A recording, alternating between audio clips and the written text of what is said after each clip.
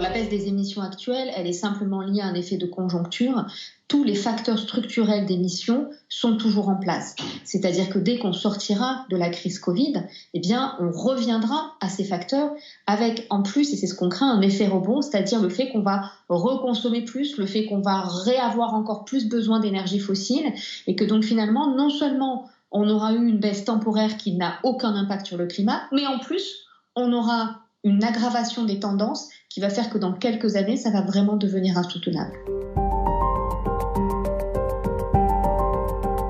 Le fait que le prix baisse, ça donne pas envie de changer ses habitudes. Et puis on sait aussi que dans les mois qui vont venir, la distanciation sociale va rendre l'usage des transports en commun extrêmement compliqué. Donc on a tous les ingrédients pour faire en sorte qu'on reparte sur la voiture, qu'on reparte sur des carburants qui sont des carburants polluants.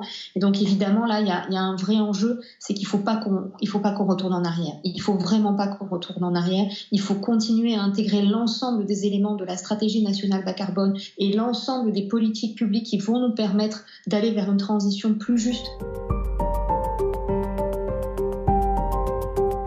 On a l'idée qu'on va pouvoir à un moment donné, grâce justement à ce faible prix du pétrole, eh bien on va pouvoir travailler sur la reconversion de certaines exemptions fiscales ou de certaines subventions et essayer finalement de les penser de façon juste. Il ne s'agit pas évidemment de changer du tout au tout, mais il s'agit d'accompagner les choses. On pense par exemple que la dette peut être reconvertie vers des investissements qui sont destinés à la transition bas carbone.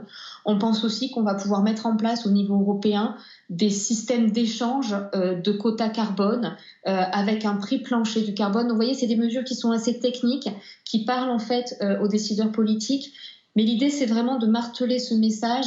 Il y a des outils techniques qui nous permettent d'y arriver. Il y a une opportunité aujourd'hui pour le faire. Il faut que cette crise permette un apprentissage. Les clés de la résilience des sociétés, c'est aussi la capacité à un moment à tirer les leçons de ce qui s'est passé, à identifier nos fragilités et à essayer en amont de les réduire.